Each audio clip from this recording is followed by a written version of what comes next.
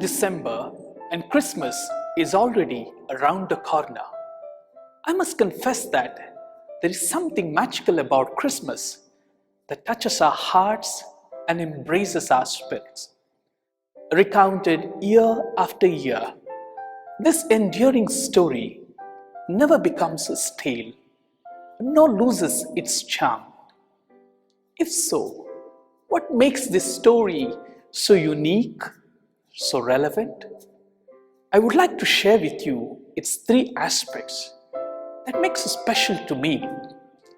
First and foremost, Christmas is God's story, God's act of becoming human in Jesus Christ. This is the very foundation of our Christian faith and redemptive hope. St. John the Evangelist beautifully summarized this mystery of incarnation in chapter 3 verse 16. For God so loved the world that he gave his only Son, so that everyone who believes in him may not perish but may have eternal life. In Jesus, God made man. We experience the divine presence, Emmanuel, God with us. In this child, the distant becomes near. The strangeness transforms into intimacy and closeness.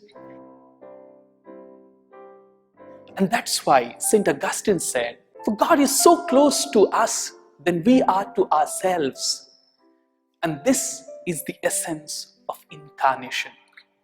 In addition, God's providential, abiding, and protective presence is experienced by many human characters in the Nativity story, be it in the event of Annunciation to humble Mary, or in the dream messages to the obedient Joseph, or in the heavenly vision to the lowly shepherds, or in the celestial sign of the star to the earnest Magi. God never abandons.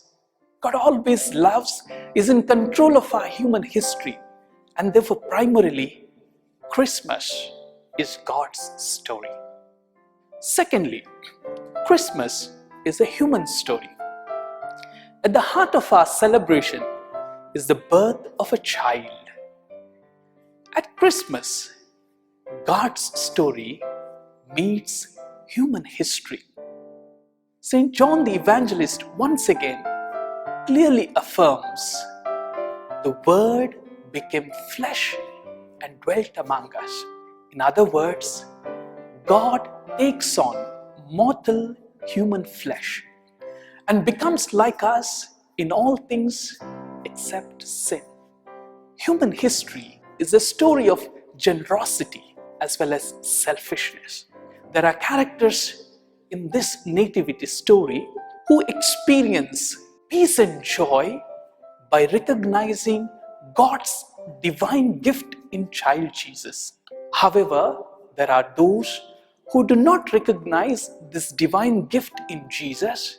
Rather, they oppose him, turn violent, and they fail to see God's presence in this child Jesus. With these contrasting responses, Christmas is also a human story. Finally, Christmas is mission story. Everyone in this nativity story has a specific mission. In sending his Son, God's salvific mission reaches its final stage. Jesus' very birth spells out his mission, for he will save his people from their sins. Mary has a specific mission to be the mother of God.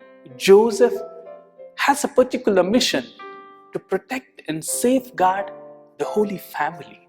Jesus, being passive in this entire story, becomes an object of the persecution, object of worship, flight to Egypt, object of violence, slaughter of the innocents. With all these ups and downs, acceptance and rejection, recognition and non-recognition, Christmas celebrates his mission, which is entrusted to each and every human being who partners with God. And therefore, Christmas is a mission story too. As I wish you and your family a joyful and Merry Christmas, may this story become our story too. Merry Christmas.